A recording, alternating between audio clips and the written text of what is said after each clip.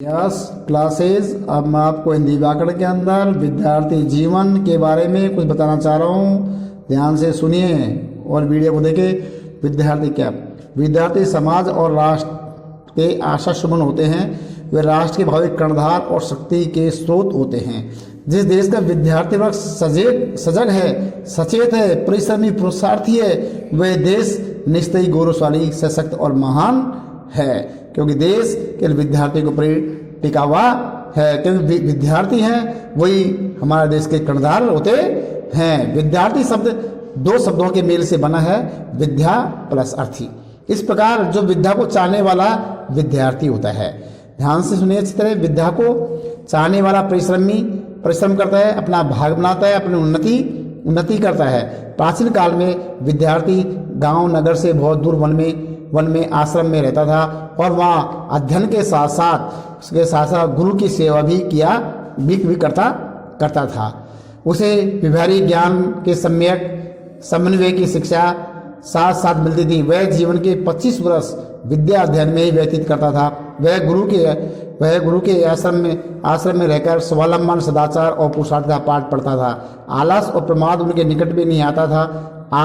आगे आचार्य चाणक्य ने आदर्श विद्यार्थी के गुण बताते हुए कहा है कि क्या है एक आदर्श विद्यार्थी गुण यही है, काक चेष्टा बको ध्यान स्वान निंद्रा तथेव च अल्पहारी गृह त्यागी विद्यार्थी 5 लक्षण। इस प्रकार से ये विद्यार्थी के 5 लक्षण बताए गए हैं, जिनको यहाँ पर ठीक ढंग से इसका वर्णन किया गया है, क्योंकि संस्कृत में श्लोक लिखा गया है। इसको हिंदी में यहाँ पर देखिए आप।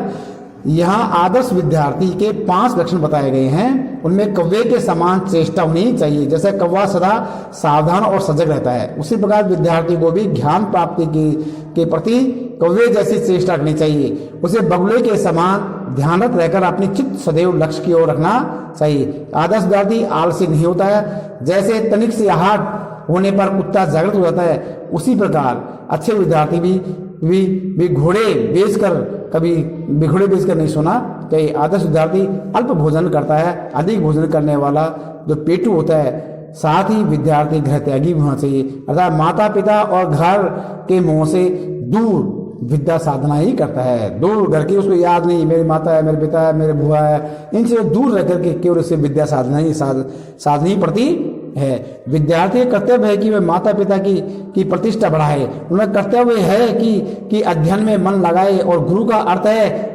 अज्ञान का अंधकार मिटाने वाला। अतः विद्यार्थी को ज्ञान रूपी लक्ष्य प्राप्ति करनी है तो उसे गुरु के प्रति अटूट श्रद्धा रखनी चाहिए। उसे आरुण की भांति आज्ञा पालक और एकलव्य की तरह गुरु भक्त भी होना चाहिए।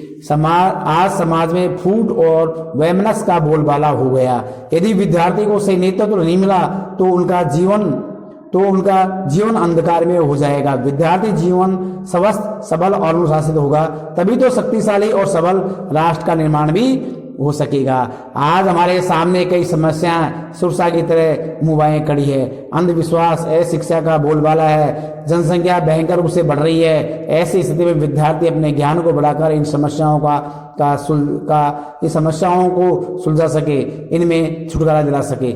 आजकल सभी राजनीतिक दल अपने लाभ के लिए छात्रों को अपनी ओर आकर्षित करते हैं। उन्हें पढ़ाई लिखाई के वातावरण दूर रखकर शक्ति को राजनीतिक स्वार्थों की पूर्ति के लिए प्रयोग में करते हैं। आधुनिक युग में विद्यार्थी को चाहिए कि फैशन, पश्चिमी सभ्यता, राजनीति को त्याग कर अनुशासित भारतीय संस्कृति अपनाए और संकल्प पूर्वक देश की उन्नति को अपना लक्ष्य बनाए। वही होता है एक सच्चा विद्यार्थी।